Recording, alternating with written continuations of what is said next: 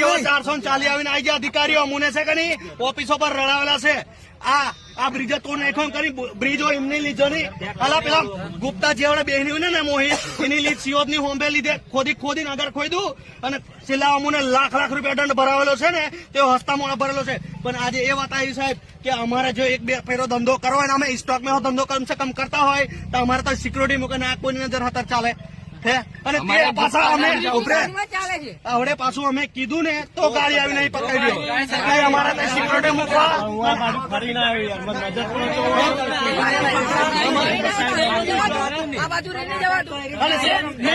તમે મને લેખિતમાં આપી દો મેં કલેક્ટર કને બી જવા કે ટ્રેક્ટર થી બ્રિજ ને નુકસાન થતો હોય ને